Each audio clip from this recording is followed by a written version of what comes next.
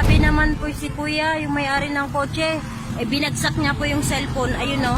Caught on cam ang pagtatalo ng isang SUV driver at rider sa Bulacan. Nagpakilalang LTO officer ang SUV driver at hinuli raw nito ang rider na nasiraan sa gitna ng kalsada. Pero bukod sa panghuhuli, kinuhanan din daw ng cellphone ng rider at hindi pala kontento ang driver.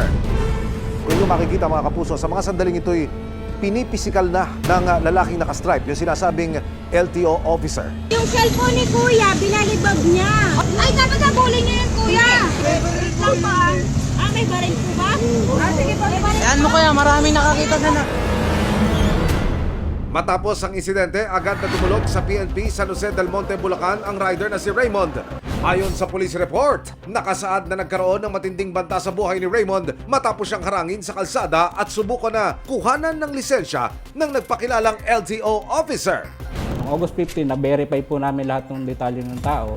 Meron na rin kami mga natanggap na information na itong tao is assigned as LTO officer. Ngayon, pagdating po namin, i-verify po namin doon para makuha po namin yung buong detalye. Kasama po yung biktima para maturo kung sino yun. Agad naman po niyang na-verify yung tao at itinuro sa amin. Ang lalaking nakaalitan ni Raymond kinilala ng mga pulis na si Gregorio Glean. Nakumpirma ng San Jose del Monte Police na isang administrative aide ng Land Transportation Office o LTO, San Jose del Monte, Bulacan si Gregorio. Nakalagay din sa police report na nakitaan ng baril sa tagiliran si Gregorio na nagdulot ng matinding takot kay Raymond. Kasi as a public officer kami, kumbaga, hindi nakasibilyang ka ma'am eh. Papakita mo yung baril talagang matatakot. May threat din. Ang resibong hawak ni Raymond sa kanyang reklamo, ang viral video kung saan kitang-kita kung paanong pinipilit bawiin ni Raymond ang kinuhang susi at cellphone mula sa nagpakilalang LTO officer. Nagkaroon ng kasunduan sa pagitan ng delivery rider na si Raymond Sario at ng LTO patrol officer na si Gregorio Glian sa opisina ng LTO.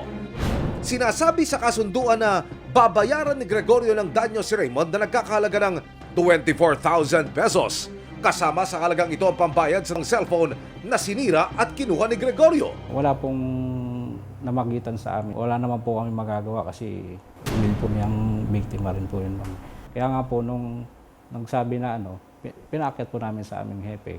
Doon po na sinabi ng aming hepe kung gusto mo ba yung ganyang usapan nyo na yan, yung kasunduan nyo na yan. Na umagri naman po ata yung biktima.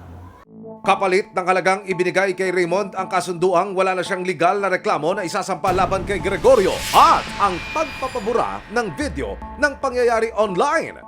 Matapos ang kasunduan, si Raymond hindi pa rin daw masaya sa nangyari. Sabi ko, kulang pa to sa halaga ng sa cellphone ko. Tapos nung araw na hindi po ako nakabiyahe dahil sa wala na akong cellphone. Tapos po yung trauma po na ginawa niya po sa akin. Yung mga ilang araw po, bumabalik po ako dun sa LTO para mapakiusapan ko po siya na kunin ko po yung mahingi ko po yung cellphone. Sabi niya po, kung gusto mo talaga kunin to, bilhin mo lang sa akin ng 20,000. Parang pinapatubos niya po sa akin. Naku po, mamang LTO officer, totoo ba ito? Sa tulong ng resibo, September 5, 2023, tuluyan ang nagsampa ng administrative complaint si Raymond laban kay Gregorio sa LTO main office. Yung ginawa mo sa akin, pagkuha mo ng baril sa sasakyan mo. At nito lamang September 13, 2023, muling nagkaharap sina Raymond at Gregorio sa PNP, San Jose del Monte, Bulacan.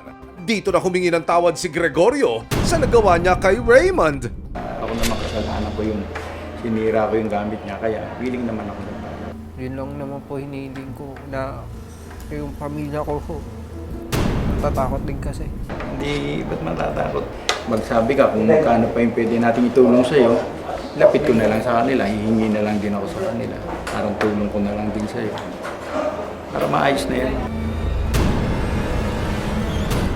Dahil po, isa din po akong anak na napakamanawin po sa magulang. Iintindihin ko po siya bilang tatay. Kasi tutusin lang, may mga anak din siya na umaasa sa kanya. Alam ko naman po yung mangyayari sa susunod dito kung ilalaban ko to. Baka sa kanya lahat po. Nagkaayos man ang dalawang panig pero hindi pa rin daw makalulusot sa kaso si Gregorio.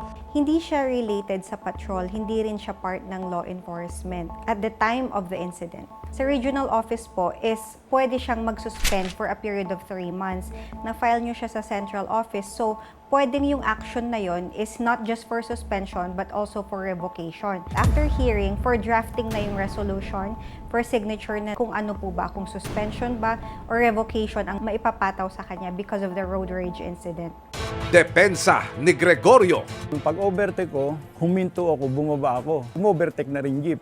Nakita ngayon ako ng mga driver, kilala kasi ako eh. Sabi niya, "Sir, hulihin mo, kanina pa yan." Yung ginagawa nila, wala silang pakialam. Na bumubusina na kami, hindi kami pinapansin. Ma'am, siyempre bilang isang LTO, sila na rin mismo nakita ako, nilapitan ko. Paglapit ko sa kanila, sabi ko, bakit ganyan ang ginagawa nyo? Sir, nasira. Dapat hindi ganyan. Nagkukos kayo ng traffic. Sa huli, matinding pagsisisi ang nararamdaman ni Gregorio. Ngayon, humingi rin po ako ng, sabi ko, pasensya ka na kasi ikaw kasi. Pero kung binigay mo lang yung ORCR mo, tsaka yung lisensya mo, itatago ko lang. Kunwari, pinakita ko lang sa mga tao, dun sa mga driver na pag akala nila tinikitan kita, pero ibabalik ko rin, sabi ko. Inamin ni Gregorio na kinuha niya ang cellphone pero sira na daw ito. Bali, ang hinahanap niyang pilit, ma'am, yung nasira na binayaran ko. Wala na, ma'am, yun eh. Talagang tuluyan ng nasira talaga, ma'am. Totally na siya, nag-block na yung cellphone, ma'am. Yun naman kasi, ma'am, obligado, ma'am, dahil sinira ko, ma'am, talaga eh. Dahil nga dun sa na ako. Pero sir, kahit sira siya, hindi niyo pa rin po siya binigay? Kasi di ba cellphone niya pa rin yun, sir? Ma'am, kung ka ba, parang binayaran ko na kasi po, ma'am. Kaya hindi ko na rin inano sa kanya, ma'am. Binigay, ma'am. Sa bintang na naglabas daw ito ng baril. Wait lang pa. May baril po ba? The time, ma'am. Hindi, lagi po nakabulsa sa akin yan, ma'am. Binubulsa ko lang, ma'am. Depensa niya. Binaril na ako, ma'am. Dahil din siguro sa mga na-apprehend ko na tao na bisa nakakahuli ako na medyo mabigat yung violation.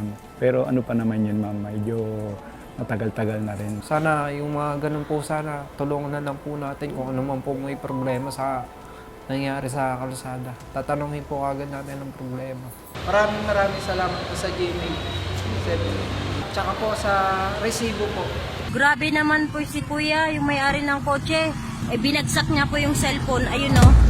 Walang sino man ang may karapatang manakit at mang-abuso ng kapwa, lalo na kung ikay may posisyon na dapat pinagkakatiwalaan at magbibigay proteksyon sa publiko.